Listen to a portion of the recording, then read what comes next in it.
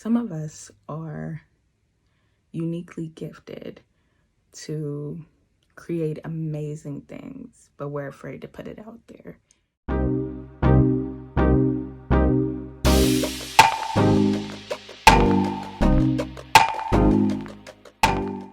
Hey guys, welcome back to Jeslyn Loretta Studios. My name is Jeslyn, and today we're going to be talking about finding your artistic voice.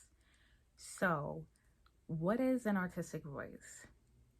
It is your statement as an artist. It is the thing that makes your work your work. It is the thing that separates you from everyone else. It is the thing that allows people to identify you within your work. So one of my favorite artists is Kerry James Marshall. He has a very strong artistic voice. His work is connected to visibility of African Americans, especially within museum spaces. He has a very strong artistic voice and he has a strong artistic hand. So he is someone who I admire, who I aspire to, gain that same level of sophistication within my work where my artistic voice is really, really strong. Finding your artistic voice is way more simple than what we give it credit for. Finding your artistic voice, the best way to do it is to just tap into who you genuinely are as a person. Who are you?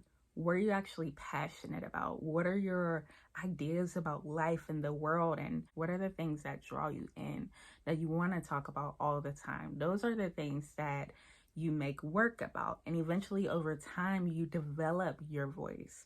Your voice starts to come from being in tune with yourself and making artwork that really, really speaks to you. So seeking to learn who you are, pursuing after things that you are genuinely passionate about will definitely put you in a space of having a strong artistic voice. Another thing that will help your voice be strong is tapping out of what you think others want your work to be. Sometimes we get blinded by all of the artwork that's out there, all of the artists that are out there, and everything that we're seeing, and we feel like who we are and what we bring to the table isn't enough, and that we have to be more of something else to succeed, or we have to be more of this to succeed, or that to succeed. And that is simply not the case. Art is so unique and there is a space for everyone in it. It would be so boring if all of us made work the same way. There would be no point in having art shows with a variety of artists because everyone would be doing the same thing. And I just feel like art is like the world. It's meant to be different from one person to the next. It's meant to be beautiful in many different ways. And there is no one right way to be an artist. Another tip that I would give in terms of finding your voice is to move towards what you're afraid of. Sometimes making art is really vulnerable. We're afraid to put it out there because it is an extension of ourselves. Going after what makes you uncomfortable could be the very thing that puts you in a space of having a strong voice. For a long time, I did not do work that was connected to what I do now.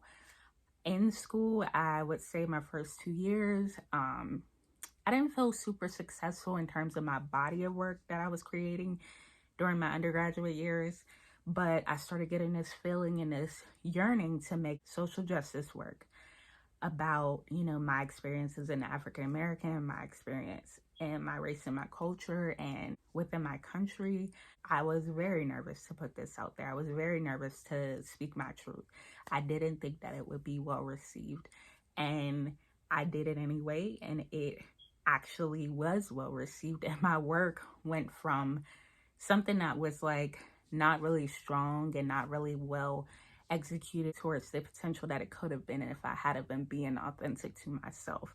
And once I was, my work started getting stronger. I actually started, getting into shows once I started applying, and people started being drawn to my work. And that wasn't the case before. I had a lot of disappointing critiques. I had a lot of, times where, I kind of missed the mark or work that I wasn't really super proud of. And then when I shifted and started being okay with what I wanted to make work about, that changed everything.